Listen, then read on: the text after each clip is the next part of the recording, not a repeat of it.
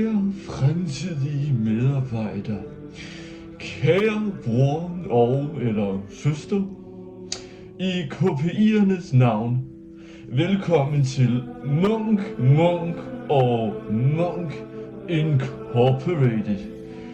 Din nye professionelle åndelige vækstplatform. Du har nu påbegyndt din transformative rejse mod struktureret oplysning, strategisk frelse og performancebaseret fromhed. Hos Munk og Munk Incorporated, der tror vi på, at troen ikke blot er et kald. Det er en kerneværdi.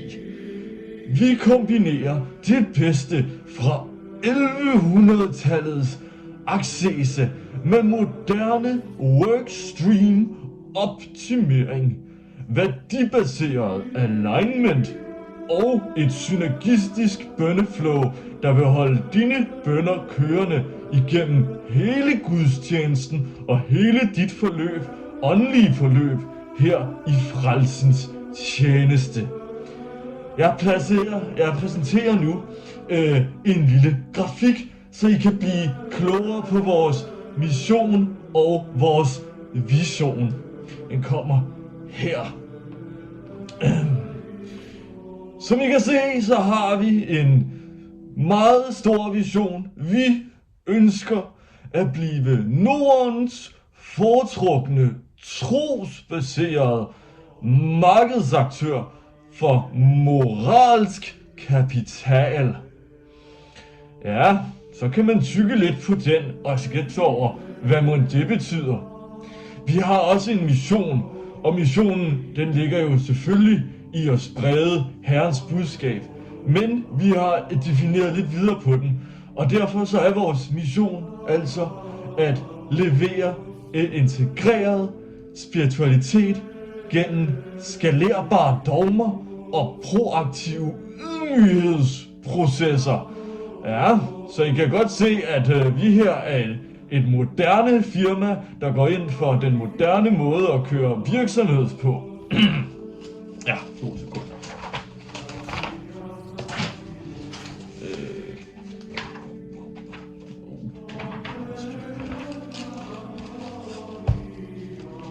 Ja, okay.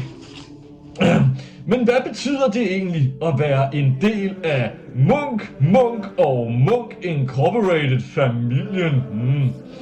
Ja, det er der mange, der nok går og tænker lidt over. Det betyder, at du selvfølgelig her hos Munk og Munk Incorporated ikke blot længere er en medarbejder. Her hos Munk Incorporated, der har vi nemlig slet ingen medarbejdere. I stedet for, så er du vores trademark fromhedsambassadør. Ja, fromhedsambassadør. Det må man nok sige. Sikke heldig du har været. Som fromhedsambassadør, så er man en integreret del af vores korsfæstede kernekompetencer og vores hellige value proposition. Ja. Og så skal vi selvfølgelig også lige gennemgå de 5 søjler, vi nu har, som hele vores virksomhedsgrundlag er bygget på. Her hos Munk og Munk Incorporated, der opererer vi nemlig efter det, vi kalder The 5 Pillars of Divine Business Excellence Trademarks. Ja, og det er altså de her 5 søjler, som hele vores virksomhed, den er baseret på. Ja, og den første søjle, det er selvfølgelig bøn før budget. Ja, den er vigtig. Så har vi selvfølgelig også syndsbevidsthed som KPI, og det er en af de helt vigtige. Så har vi også Silent Retreat Thursdays. Det er nemlig vigtigt at være stille mindst 1 gang om ugen. Ja. Så har vi evangelistisk employer branding. Ja, og den sidste er selvfølgelig Agile Absolution. Det er altså de her 5 søjler, som vi her hos Munk og Munk Incorporated opererer ud fra. Her hos Munk og Munk Incorporated, der tror vi, at sand innovation udspringer af indre stilhed og smidige processer. Vores medarbejdere, eller som vi kalder dem, salighedsspecialister, forventes at tage aktiv del i både daglige scrum-møder og messer. Det moderne arbejdsmarked, det kræver nemlig mere end bare kompetencer. Det kræver disciplin, ydmyghed og en dyb forståelse af helgernes OKR. Vi ser rigtig meget frem til her i Munk og Munk Incorporated, at du bringer dit fulde selv og din evne til at påtage dig skyld ind i dette dynamiske og dogmatiske, stabile økosystem. Ja, så træd nu med os. Træd ind i et arbejdsfællesskab, hvor hver dag er en pilgrimsrejse mod excellence, hvor feedback gives offentligt og skriftligt på pergament, og hvor onboarding ikke bare er en proces, det er en prøvelse, og selvfølgelig hvor man ikke bare er medarbejder, men er fromhedsrepræsentant, og man er en del af den store kristne Munk og Munk Incorporated familie. Mit navn er Overmunken Julius, og jeg vil være din chef her på klosteret. Velkommen til denne introduktionsvideo, hvor vi vil gå igennem alt du skal vide for at blive onboardet og komme godt i gang med din nye arbejdsproces her i Munk og Munk Incorporated. Og det var altså Overmunken Julius, som du nok skal få komme til at møde rigeligt af her, når du først begynder din dag på klosteret. Jeg glæder mig til, at vi ses derude. Hvordan slukker man den?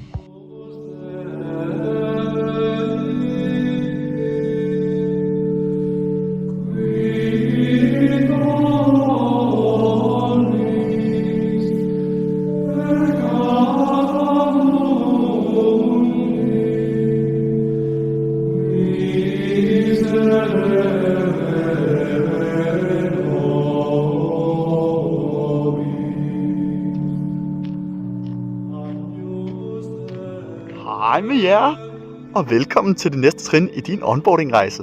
Mit navn er Bror Konrad, men du må altså bare kalde mig Connie.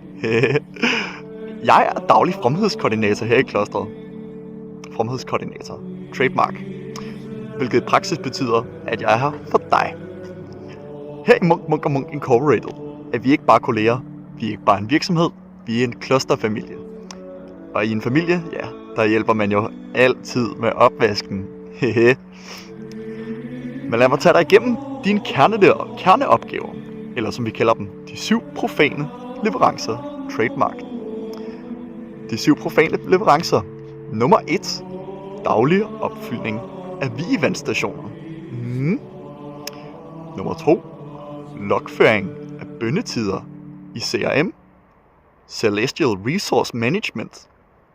Nummer 3. Intern kommunikation via duepost, trademark. Det er altså vores helt eget brevduebaserede intranet. Nummer 4. Manuskripttranskribering ved Q1-skrifter.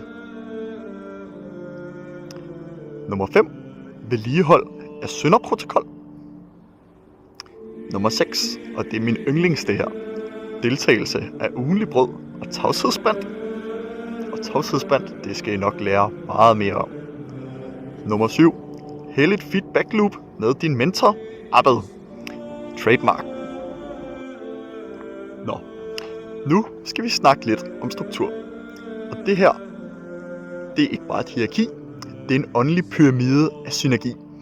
Og her håber jeg, at broder Claus, vores gode mand nede fra IT, han kan hjælpe os lidt med nogle grafiske elementer, så I også kan følge med i, hvad det er, vi kigger på. Øverst har vi selvfølgelig Gud. vores absolute topledere. Dernæst kommer vores visionære bestyrelse, de velsignede 6, også kaldet Executive Board of Monks. Under dem har vi ledelseslaget, også kendt som de øverste af bedre. Og herfra kommer alle strategiske bud. Jeg selv er en del af det mellemste led, også de skælvende hænder, fordi vi ryster af begejstring hver gang vi må implementere nye processer.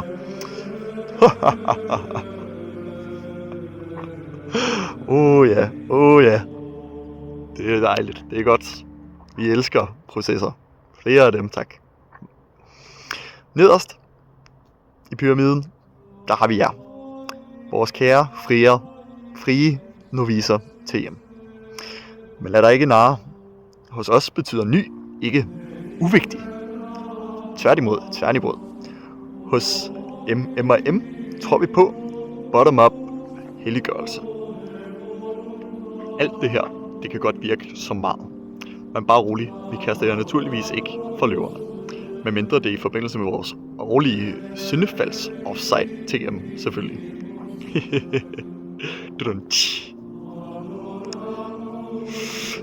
Ja. Du vil få en mentorarbejde, der følger dig tæt de første 40 og lige præcis de første 40 nætter. Og hver uge holder vi en åndelig stand-up, hvor vi bærer sammen, tjekker ind på OKR'erne og fejrer dem, der har overgået deres ydmyghedsmål. Hos Munk og Munk.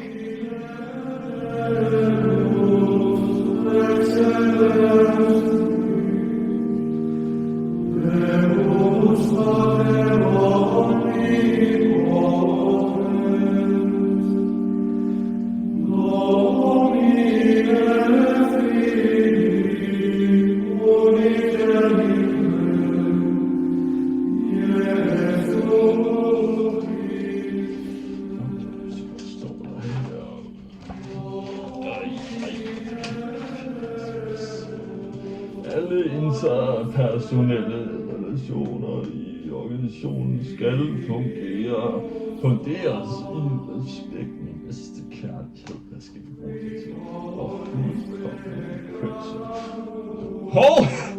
Jeg slog dig slet ikke der. Hvad du lige fangede mig i, det var at sidde og læse igennem noget af det allervigtigste her på arbejdspladsen. Arbejdspladsen Munk og Munk Incorporated. Her hos Munk og Incorporated, der er vi selvfølgelig en moderne virksomhed med en moderne strategisk virksomhedsmodel. Og en af kernestenene i denne strategiske virksomhedsmodel, det er denne mappe, som indeholder alle vores samværsregler. Det er rigtigt. Her i klosteret, så er det jo vigtigt, at vi har en ordentlig tone over for hinanden, vi ikke piller ved hinanden, og at vi selvfølgelig opfører sig ordentligt. Ja, det er der i hvert fald nogen, der har fortalt mig. Jeg skal ikke gøre mig klog på det, men det var før min tid. Jeg skal i hvert fald, jeg har fået at vide, at jeg skal formidle det til jer, som det er i hvert fald påkrævet af min position som overmå. Så ja, jeg tillader mig lige at læse lidt op af bogen for jer.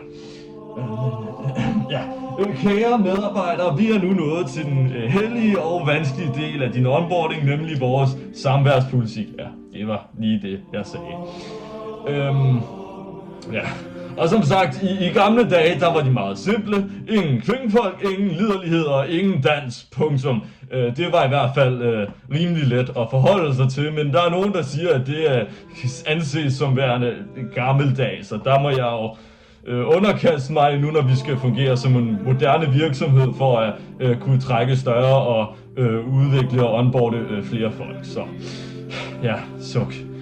Nu til dag, så handler det lidt mere om nogle slides og workshop og nogle grænseoverskridende piktogrammer, som jeg måske kommer til at vise. Men jeg skal nok gøre mit bedste. Så det første, vi skal igennem, det er det er de 3 samværssøjler. Du får dem lige her. Og der kan I se de 3 samværssøjler. Det er selvfølgelig cølibat er en karriere, berøring er en byrde, og Gud han ser alt, især i frokostpausen. Ja, det er et skud ud til dig, broder Gunnar. Ham har vi ikke på klosteret mere. Ja, og det er selvfølgelig den første, som nok er den allervigtigste. Cølibat er en karriere. Vi er cølibate her i klosteret og vil altid være det. Er man ikke cølibat, så bliver man smidt ud på rammer og albuer, og det er der ikke noget at diskutere om. Ligeledes så er berøring jo en del af det hele cølibat, så vi skal selvfølgelig heller ikke gå og gramse på hinanden. Det nok hverken de store eller de små, selvom den katolske kirke måske har lidt tradition for det. Nok om det, det er ikke så vigtigt. Videre på sliden. Hos Munk og Munk Incorporated, der praktiserer vi et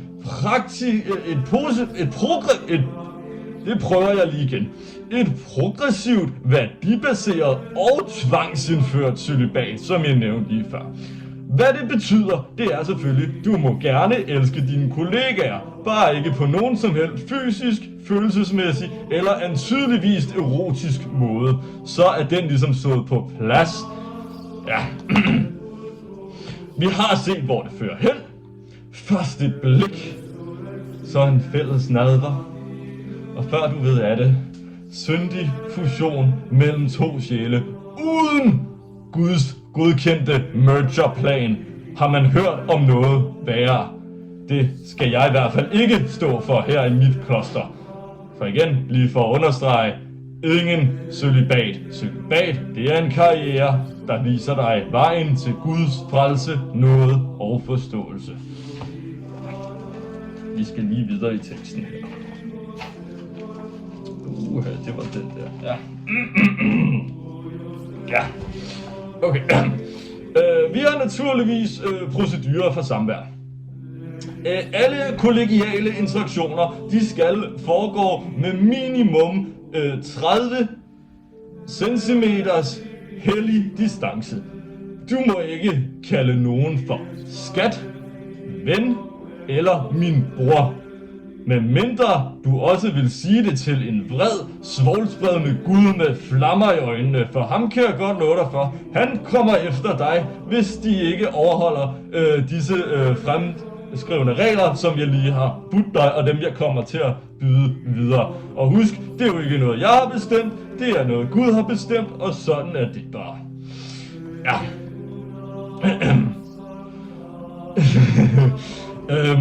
Jeg er blevet informeret om, at det nu også er vigtigt at tale om det her, de unge kalder samtykke. Samtykke er jo noget, vi har opereret med i klosteret længe tid, før at det blev noget, som var hipt at tale om i virksomhedsregi. Og det betyder jo naturligvis bare, at enhver interaktion, det skal godkendes af en overordnet Gud og eventuelt en IT-afdeling. Det er noget nyt, vi har fået. Så det. Men i hvert fald de 2 første, de er rigtig, rigtig vigtige. Godt, lad os se her. Jeg ved, det kan være svært at huske, men husk, det er ikke mig, der har lavet reglerne. Det er den samme Gud, der fordømte hele byer med ild, svovl og svovl, bare fordi nogen kiggede på nogen andens hustru. Så ja, jeg vil i hvert fald overholde dem, hvis jeg var dig. Ja. Lad os lige se, hvad der mere står her. Der står noget med intimsfære, grænser, arbejdszoner, antiliderlighedscirkler. Det tror jeg ikke, vi har tid til i dag. Det må man tage på det avancerede HR-kursus, som er en glimrende mulighed at tage på, sådan lige efter man er indoktrineret. Men det kan vi komme mere ind på, når vi skal snakke karrierevej senere. Ja. For din egen skyld og for din evige KPI-status i himlens HR-system. Hold dig hellig, hold dig kysk og hold dig til opgaverne, så kan det ikke gå helt galt. Ja. Og husk, Hvis du nogensinde på nogen måde er i tvivl, står i en situation, måske en sød munkekollega, der lige kommer lidt for tæt på, eller måske en sød nonne for den kvindelige del af vores kloster, begynder at virke sød, så bare husk på denne her simple regel, når det handler til, om du må gøre noget eller ej. Hvis jeg nogensinde er i tvivl, så spørger jeg bare mig selv, ville Gud have gjort det her? Hvis svaret er nej, så skal du absolut heller ikke gøre det. Og så vil jeg jo så selvfølgelig tilføje til den, at man er i tvivl om Gud vil have gjort det, så vil Gud selvfølgelig ikke have gjort det, fordi Gud han er æresfrygtig og alvidende, og han ved jo selvfølgelig godt, at når du først begynder at tvivle på dig selv, så har du allerede tænkt de tanker, du ikke skal, og så er det altså bare om at sørge for at søge syndsforladelse i skriftestolen hurtigst muligt. Ja, du hørte rigtigt. Hvis du har så meget som nogle tanker, som du tvivler om kunne bryde vores samværsregler her i Munk og Munk Incorporated, så er det altså af højeste vigtighed, at du med det samme melder dig til skriftestolen, hvor at du går ind og selvfølgelig skrifter alt, hvad du nogensinde kan og komme i tanke om med de her tanker. Og så kan du altså dermed opnå syndsforladelse, fordi at selvfølgelig det Gud altid har gjort, det var at have gået i skriftestolen. Ja. Så ja. Jeg tror det var det. Og bare lige for at vi alle sammen kan huske, hvad det er, vi har talt om, så gennemgår jeg nu lige igen de 3 samværssøjler. De kommer her. Og der står, cølibat er en karriere, berøring er en byrde, og husk, Gud ser alt, især i frokostpausen. Cølibat er en karriere, berøring er en byrde, Gud ser alt, især i frokostpausen. Og til sidst, så gentager vi den alt overskyggende regel. Hvis du nogensinde er i tvivl, så spørg dig selv, vil Gud gøre det her? Svaret, det er højst sandsynligt nej. Det var alt for Broder Julius. Jeg giver nu ordet videre til Broder Konrad. I det næste segment, der skal vi snakke den daglige gang og faciliteter her på klosteret. Ja. Den er ikke til at slukke, den.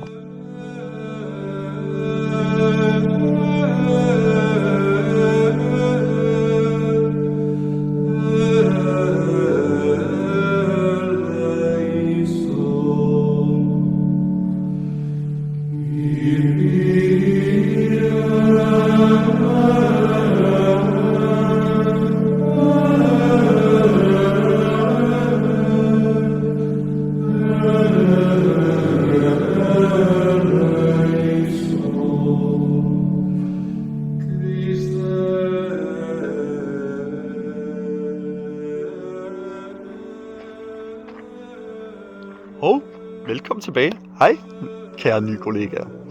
Eller som vi siger her i klosteret, velkommen tilbage til virkeligheden, broder. Det er tid til den mest konkrete, mest strukturerede og måske den vigtigste del af din onboarding. Den praktiske gennemgang af faciliteter og dagsstruktur.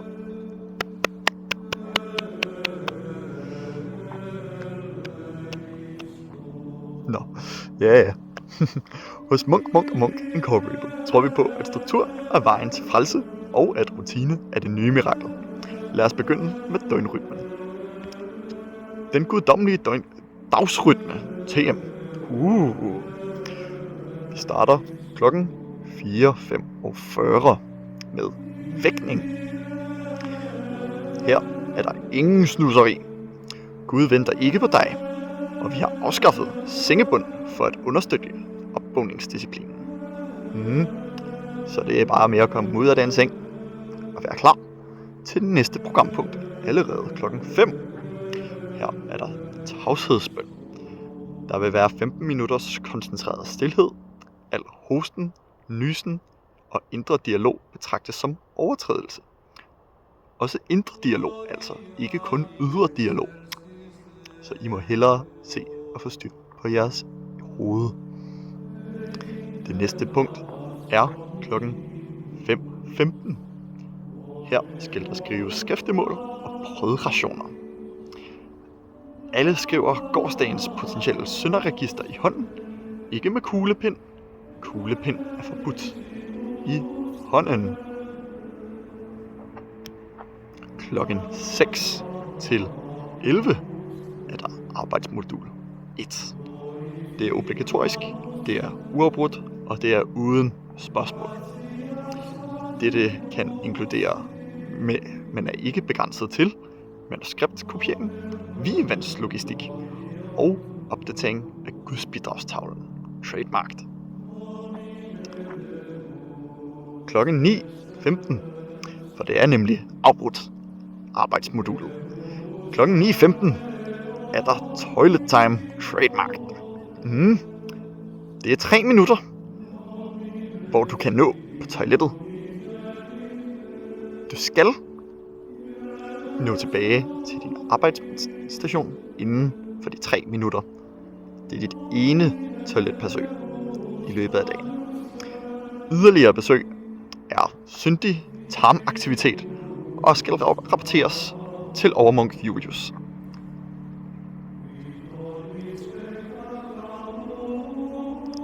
Vi bliver tit spurgt om, hvorfor 9.15? Og svaret er meget enkelt. Gud har talt.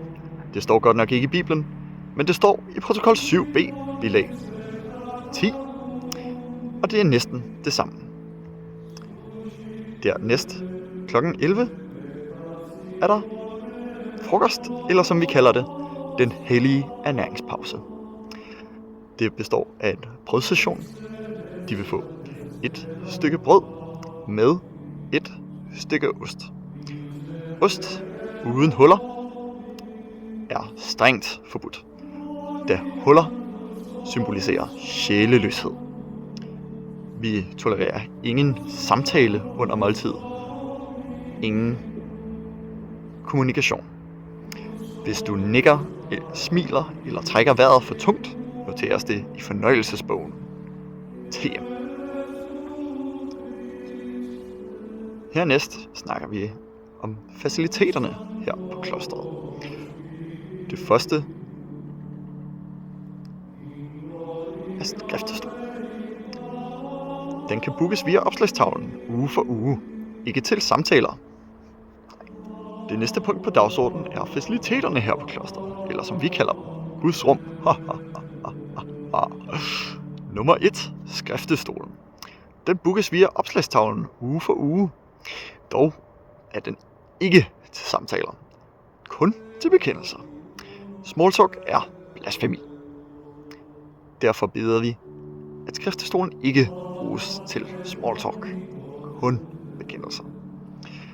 Det næste rum er det hellige printerrum. I det hellige printerrum printer vi naturligvis kun i sort-hvid, eftersom at farveprint blev forbudt efter incidentet i 2019. Derudover er brug af hæfteklemmer tilladt, hvis det er godkendt af 2 af beder og en åndelig rådgiver. Intet mere, intet mindre. Dernæst har vi det rekreative rum. Det indeholder en stol, en plante og en kopi af salmer og straf. Dog må disse brugseksempler ikke åbnes. Der må vaks være 1 bruger ad gangen. Ophold over 7 minutter udløser kald fra overmunk Julius.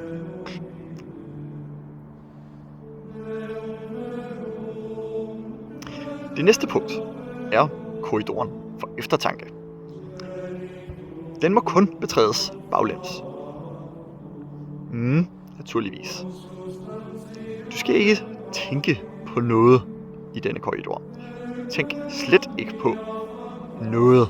Heller ikke tænk på, at du slet ikke tænker på noget. Det er strengt forbudt at tænke på denne korridor. Dernæst har vi forbud og påmindelser, trademarked. Det er forbudt med latter efter kl. 8.00. Krydsord er strengt forbudt og ikke tilladt.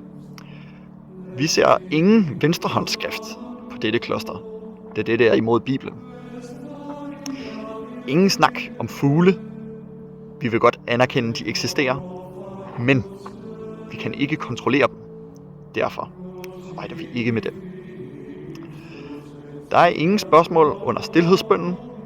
Faktisk ingen spørgsmål i det hele. Mellem klokken 4 og 22 om aftenen. Jeg ved godt, det kan virke som meget. Men husk, vi stiller ikke disse krav, fordi vi vil.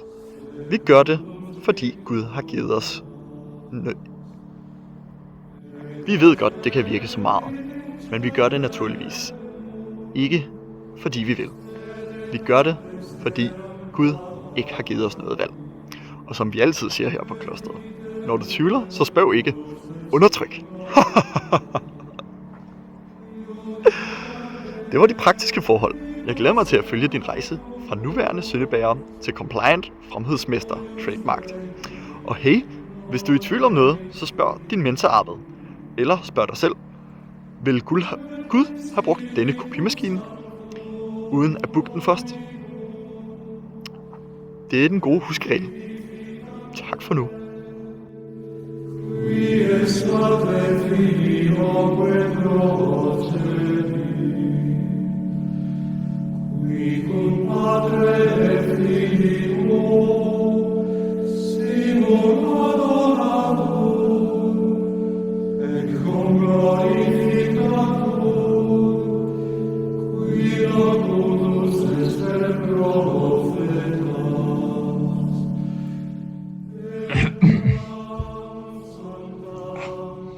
Okay. Velkommen. Den her, det er noget, jeg har glædet mig rigtig meget til at skulle gennemgå med jer. Det er nok en af mine største glæder at introducere nye medarbejdere her i klosteret. Vi skal nemlig gennemgå syndsforladelsen TM, en guided proces mod compliance. Ja, så hvis man altså ikke kan makke ret her i klosteret, for eksempel bryder de samværsregler, vi alle sammen gik igennem tidligere, eller bryder nogle af de regler, som Broder Konrad lige har gennemgået for jer om faciliteterne, så kan man jo altså komme til at have syndet, og så skal man jo også have syndsforladelse. Og det skal jeg gennemgå, hvordan vi håndterer her i Munk og Munk Incorporated Trademarks. Ja, tak. Ja. Først og fremmest så foregår syndsforladelse jo nede i det, vi kalder klosterets refleksive disciplinsone. Trademarks. Nogen vil også bare kalde det torturrummet, men det er jo lidt gammeldags og lever ikke op til mange af de standarder, vi har for moderne virksomhedsdrift her i Munk og Munk Incorporated. Derfor så bedes man altså i daglig gang og at omtale det, den refleksive disciplinsone. Hvis man fejler at gøre dette, så er det selvfølgelig en synd, og så skal man bare ned til den refleksive disciplinsone, og så vil man få sin synd forladt. Dejligt. Super. Ja. Og her i den refleksive disciplinsone, så straffer vi, der håndterer vi selvfølgelig ikke bare konflikter og oversynsovertrædelser uden grund. Vi arbejder faktisk med et nyt koncept, som vi kalder personlig udvikling gennem straf, smerte og selvindsigt. Ja. Så det er jo altså ikke noget dårligt at blive sendt ned i den refleksive disciplinsone trademarked. Det er jo faktisk en kæmpe ære, fordi det giver dig mulighed for at arbejde på din egen personlige udvikling igennem din karriere her i Munk og Munk Incorporated. Ja. Og jeg vil så starte med at sige, at syndsforladelse, det er jo en guided proces mod compliance. Vi tror her i Munk og Munk Incorporated på, at fejl er menneskelige, men konsekvenser, de er guddommelige. Ja, så derfor så med vores mantra om, at vi vil lave personlig udvikling gennem straf, smerte og selvindsigt, har vi udviklet et moderne, holistisk og smertebåret tilgang til håndtering af forseelser. Denne moderne, holistiske og smertebårne tilgang til håndtering af forseelser vil vi præsentere her i hvad vi kalder Munk og Munk Incorporateds 4-trins model for syndsforladelse trademarks. Ja, og den kommer lige her. Ja, her vil I se, at step nummer 1, det er selvfølgelig erkendelse. Det foregår i fuld offentlighed, og det foregår på knæ. Man kan ikke erkende noget for sig selv. Det er vigtigt, at alle er ens vidner, og især er det vigtigt her, at Gud selvfølgelig er dit vidne. Uden at du erkender noget over for Gud, har du så virkelig erkendt det overhovedet. Og det skal selvfølgelig være alle, der får lov at se på det her. Ja, det næste step, det er bekendelse, og det skal selvfølgelig ske skriftligt med minimum 400 ord og citat fra det gamle testamente. Og nej, vi bruger ikke det nye testamente her i klosteret. Det er simpelthen for blødt og for moderne, og det kan lære os intet om, hvordan vi driver moderne virksomhedsdrift. Vi tror på, at man for at være konkurrencedygtig, så skal man også være hård, og det havde vi mest af i det gamle testamente, så derfor så er det selvfølgelig det, vi følger her i klosteret. Bemærke, at når der står skriftligt, så mener vi selvfølgelig ikke skriftligt i form af, at du har siddet på en eller anden computer og skrevet noget, eller Gud forbyde det, brugt en kuglepen, mere om det senere. Vi skal selvfølgelig gøre det med fjer og blæk på pergamentruller, helt gammeldags, sådan at vi også kan dokumentere det nede i vores arkiver. Ja. Så er skridt nummer 3, vi ser lige modellen igen her. Ja, fysisk bod, udført under opsyn af certificeret afstraffelseskonsulent. Vores afstraffelseskonsulenter er meget dygtige her i Munk og Munk Incorporated. De kan tæve selv den værste syndsovertrædelse ud af dig. Simpelthen bare ved at tage brug af nogle ganske simple redskaber som den her kniv, eller det kunne være den her boomerang. Ja. Jeg har også selv været afstraffelseskonsulent en gang, og jeg vikarierer gladeligt, hvis der især er nogle nye medarbejdere, der har lavet en eller anden form for syndsforladelse, som simpelthen bare ikke kan gå ustraffet hen. Jeg mener, har brug for at udvikle sig personligt gennem syndsforladelse. Ja. Og selvfølgelig det sidste step, symbolsk renselse. Ild, is eller indespærring efter eget valg. Men det vælger vi selvfølgelig for dig, fordi at du er ikke som ny medarbejder i stand til at tage vare om din egen syndsforladelse og personlig udvikling selv. Der vil vi konsultere afstraffningskonsulenten og de nærmeste mellemledere, som vil beslutte sig, om det skal være ild, is eller indespærring, vi bruger til at rense dig med. Personligt er jeg en stor fan af ild, da den virkelig får brændt alt synden af dig med det samme. Og så er den også rigtig sjov, hvis du overlever den. Ja. Som I kan se, så den her metode, den sikrer, at ingen fejl går uopdaget, og på ingen måde, og ingen medarbejder på nogen måde går udstraffet igennem sin karriere her hos Munk og Munk Incorporated. For hos ånd, der er synd, som sagt, det er ikke en mulighed, det er et værktøj, man bruger til at udvikle sig selv med. Ja. Så vil jeg bare lige forklare nogle forskellige små overtrædelser. Vi har for eksempel en meget klassisk en, brug af kuglepen. Kuglepen blev aldrig brugt i Bibelen, så vidt jeg ved. Så derfor så skal du heller ikke bruge dem. Du må kun benytte dig af gammeldags skriveredskaber.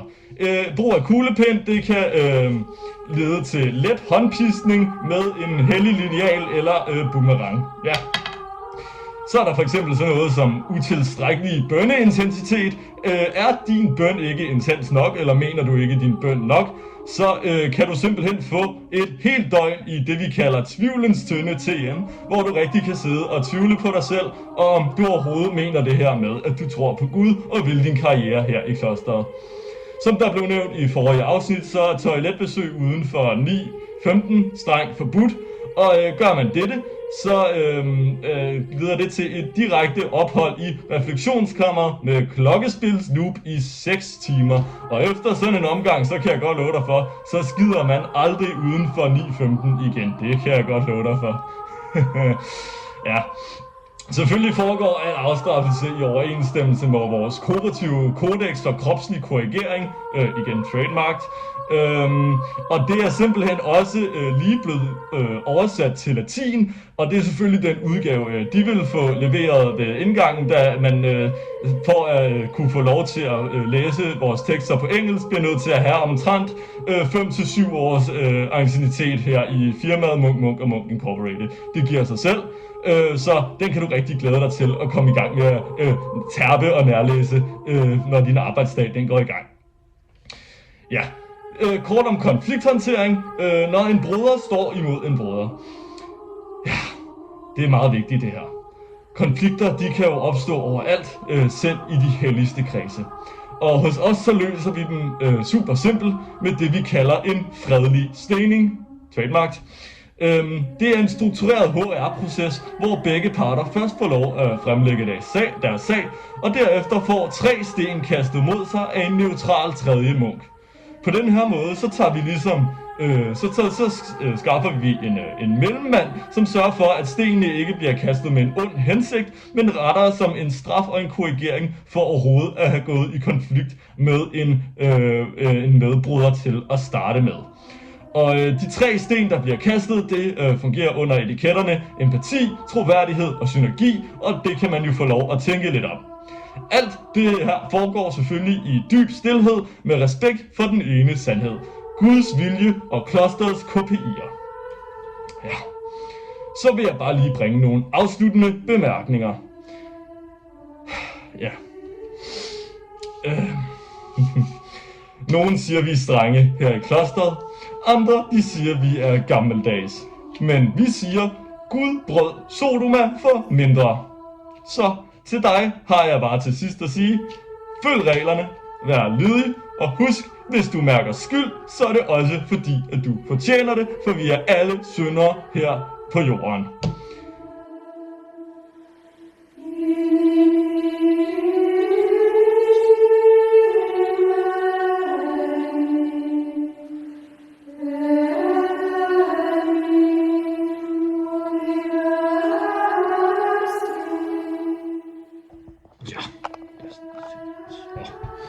Yes, så er vi mindsante nået til noget af det sidste, vi skal igennem i dette Munk & Incorporated certificeret medarbejder indoktrineringsprogram. Du hørte nemlig rigtigt. Nu hvor vi både har gennemgået vores firmas værdier, vores struktur, vores regler og hvordan du bliver straffet, hvis du overtræder dem, så skal vi nu kigge på noget af det lidt mere positive, spændende og interessante for sådan en ny grundmedarbejder som dig. Vi skal nemlig kigge på karrieremuligheder og din vej til syndsforladelse. Er det ikke bare spændende? I dette hestlæsende modul, så vil vi simpelthen gå igennem, hvordan du som menigt medlem af Munk & Incorporated kan arbejde dig op af den yderst lige til overhovedet ikke komplicerede karrierestige for at nå til tops i klosterets hierarki, og måske endda kunne overtage min stilling som overmunk. Jeg siger ikke, at det er muligt for alle, der skal man nemlig være særligt udvalgt, men hvem mod, måske bliver det dig. Yes. Og derfor, så vil jeg jo starte med at sige, at vi selvfølgelig har et motto for karriere her i klosteret, i Munk & Incorporated. Og det er, vejen til oplysning går gennem performance, præsteskab og proaktivitet. Ja, så tænker jeg, at vi alle har den med i mente, når jeg nu gennemgår den yderst spændende og super lette og lige til at forstå karrierestige. Så bare hør godt med her. Det første trin er indgangslæring i forsagelsesafdelingen.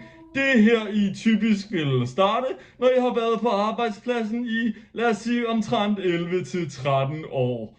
Nogle trin tager lidt kortere tid end 11-13 år, men nogle andre tager så tilsvarende lidt længere. Alt i alt, så er 11-13 år nødvendigt at være i hver stillingsposition, fordi at det giver medarbejderen den påkrævede nødvendige kompetence til at bestride faget og kende alle de små drej og twist helt ud til fingerspidserne. Nå, men lad os starte med den nederste stilling, altså trin 1, indgangslæring i forsagelsesafdeling. Det er her man starter, og her der må man altså hverken tale, man må heller ikke skrive, og du må faktisk heller ikke kigge på nogen med over 3 års anciennitet. Så hvis du ser mig på gaden, på gangen, så må du hellere kigge væk, ellers så kan det være, at vi ses nede til syndsforladelse senere. Yes. Når du så har været i de her 11-13 år på trin 1 i forsagelsesafdelingen, så kommer du videre. Der kan du nemlig få muligheden for at blive midlertidigt udvalgt som juniornovice. Ja, og det er altså her, det begynder at blive rigtig spændende, fordi der får man adgang til spisesalen. Og ikke blot med det, du må faktisk også begynde at skrive noter ned nu, men ikke med kuglepind. Den holder vi os stadig fra. Og hvis du tror, du har gjort dig fortjent til pind og fjer endnu, så tager du fejl. Du starter selvfølgelig med at skrive med kul, helt som i gamle dage. Her er det også vigtigt at nævne, at du får en yderst kompetent mentor, men din mentor han må ikke tale med dig, da du kun er midlertidigt udvalgt, og det er altså kun mentorsamtaler er kun forbeholdt folk, der er fast udvalgte. Men det kommer vi til senere. Ja, det næste, det er trin 3, og her så kan du altså være så heldig at blive forfremmet aspirant af trosbaseret initiativ til hjem. Det er en ære, en kæmpe ære faktisk. Og derfor der må du ikke nævne den højt, fordi at du skal ikke tro, at du er bedre end nogen her i klosteret. Den eneste, der er bedre end nogen her i klosteret, det er mig og Gud, og vi er faktisk bedre end alle andre. Ja. Som forfremmet aspirant af trosbaseret initiativ, trademark, der må du nu udtale amen med op til 2 stavelser. Ja, det er rigtigt. Så det er altså noget at se frem til. Det kan jeg godt love dig for. Ja, og så tror jeg, at det er der, den begynder at branche lidt ud, som man siger. Der er noget med, at man kan blive biskopkoordinator på level 1A+, og viceunderbroder med pålidelighedstilsynskompetence, tror jeg også, der er en, der besidder. Men det er sådan noget, vi kan komme lidt mere ind på, når du igen har opnået de her... Ja, så har du vel været herinde i 30 år, så kan vi begynde at snakke om de her lidt mere specialiseringsgrene i klosteret. Ja, lad os nu prøve at gå videre, ikke? Så når du kommer lidt op i graderne, vi springer videre til trin 9, fordi det her det begynder at være spændende igen. Og for at komme op til trin 9, det er meget, meget simpelt. Det kræver først, at man har gennemført tredobbelte trosakkredteringskursus, og så skal man have opnået godkendelse fra både Gud, HR og Bruder Yngvig nede i teknik. Men som sagt, det tager vi til den tid, fordi det er i hvert fald de der 30 år ude i fremtiden. Ja, men nok om det. Trin 9, der bliver du strategisk munk for værdibaseret helgenerstatning. Trademarked. Og her skal du altså holde på rammer og tøjler, fordi der får du både adgang til en stol med ryglæn, og nu må du altså også åbne visse døre uden at banke på først. Og det er altså noget, der batter, det kan jeg godt love dig for. Yes, så når vi til trin nummer 10. Æresmunke medarbejder TM. Det er altså den højeste ære, du kan få her i klosteret. Altså næsten på nær min stilling, ikke? Her får du dit eget krus. Det er nogle gange givet til dig selveste Gud, men det sker altså kun på sjældne lejligheder, hvor han beslutter sig at besøge vores afdeling. Sidst det skete var omkring 1000 år siden, men hvem ved, man kan aldrig helt være sikker. Du må også ved helt særlige lejligheder få lov til at nyse og dermed bryde dit eventuelt tavshedsløfte, du forhåbentlig har lagt på disse givne tidspunkt. Så den bliver altså rigtig, rigtig god at se frem til. Ja. Og så skal du huske, at du selvfølgelig kan få adgang til vores ledelsesudviklingsmodul Trademarks, hvis det er det, der interesserer dig. Og det er altså en måde, hvor man simpelthen kan accelerere sin vækst op ad den her karrieresystem og snyde sig lidt foran i køet til systemet. Med vores særudviklede ledelsesudviklingsmodul Trademark, så vil du opnå kompetencer igennem de 87 trin, der eksisterer, og det er sådan noget som stilhedstræning eller skriftbaseret konfliktnedtrapning, og selvfølgelig en indre pilgrimsrejse, og det er altså noget, der udføres i en kælder med bind for øjnene, så den kan man godt se frem til. Og ja, med det her kursus, så kan man simpelthen springe lidt foran i processen, og der burde man, hvis man er rigtig god, kunne opnå sin vej til den er svær at sige, til trin 10 som æresmunkemedarbejder, TM, på blot en 60 år. Ja, hørte man rigtigt, kun 60 år for at blive æresmunkemedarbejder, TM. Det er altså noget, der batter, det må jeg nok sige. Så skal vi selvfølgelig også nævne, at der er visse andre bonusveje, man kan tage sig til her i klosteret, hvis det nu er, man er heldig. Det er det, vi kalder de såkaldte særskilte karrierespor via forudbestemt noget trademark. Og det er altså her, at hvis man har den rette kombination af fromhed, tavshed og netværk, så kan man blive så heldig som at blive viceabbed for Sankt Exilius. Eller du kan blive procesfrelser med fokus på repetitive opgaver, TM. Eller til sidst, så kan du faktisk også blive så heldig at være konceptuel religiøsitetsspecialist, som er græde Guds hånd, og det er også trademarked. Ja. Jeg forstår godt, at du måske kan være lidt overvældet over de mange ting, men tro mig, det kan super meget lade sig gøre det hele. Igen, jeg har været i det her kloster i over 80 år, og jeg er en stilling af overmunk. Se bare på mig. Hvis I skal have et mere realistisk eksempel for, hvad I måske kan opnå, så kig blot over på Broder Konrad. Han har været her i 17 år, og han har altså opnået en stilling som fungerende broderkoordinator uden fast område. Ja, så kan man lige gå og tænke over den. Jeg ser måske en, der sidder her og pynser på at stjæle hans stilling om en 20 år. Det kan vi gå og glæde os til. Ja. Og til sidst, så er det jo bare, når I tænker det her karriere, at så vil jeg bare sige, husk at tro på dig selv, tro på Gud, og vigtigst af alt, tro aldrig, at din stilling betyder noget, medmindre at den rent faktisk gør det. Tak for din opmærksomhed. Gud, han ser på dig, og jeg skal hilse at sige for HR, at det gør de så sandelig også. Det var nogenlunde det for den her video. Jeg hopper lige videre til en outro.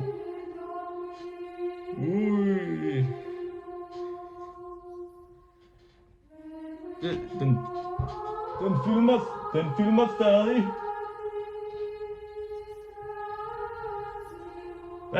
Hvad siger de, broder? Den røde knap? Jeg ser altså kun grå knapper, men jeg tror også, jeg har været farveblind i de fleste af de her år, jeg har arbejdet her. Den store firkantede, siger de. Nå!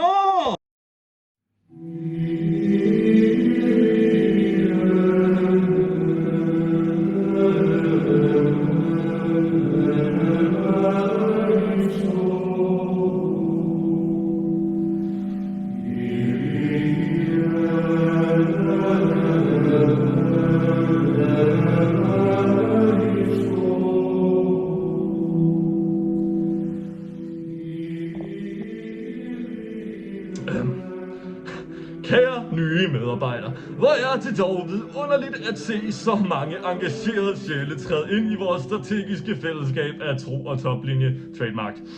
Her hos Munk og Munk Incorporated tror vi så på, at mennesket er svagt, men processer er stærke.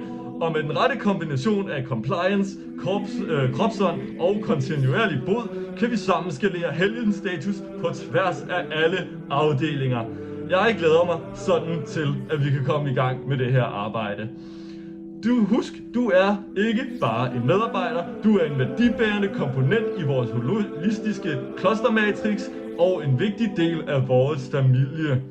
og jeg vil personligt følge din udvikling med stor interesse. Og med vores interne nye Observatio-modul, også trademarks. Munk og Munk Incorporated. Tro, tvang og tabeludfyldelse. Husk, der er ingen genvej til frelse, men det er et regneark, og det skal du nok få adgang, når du er klar til. Ja, og nu mine kære venner, så lad os i fælles klang fremsige vores nye og forbedrede kooperative fadervor trademark. Det er version 7,4 beta, og den vil selvfølgelig få adgang til i jeres medarbejderhåndbog, men ellers så kommer den lige op her til at starte med. Så hvis vi alle samler vores hænder, og så beder vi. Fader VP, du som sidder i ledelseslaget, hellig blive dit KPI. Komme dit budget. Ske din vision som i et PowerPoint, således også i praksis. Giv os i dag vores daglige onboarding og tilgiv os vores nedetid, som også vi tilgiver dem, der skal overholde SLA'en. Led os ikke i en retning af innovation, men fri os fra personlighedstræk. For dit er hierarkiet, proceduren og performanceanvendelserne i evighed. Upload. Velkommen til vores familie. Velkommen til Munk Incorporated. Den første dag i resten af dit og Herrens og evighedens liv. Vi ses derude på klostergangen. Det var alt for nu. Overmunken. Broder Julius takker af. Upload. Altså ikke. Hvorfor skal vi... Yes.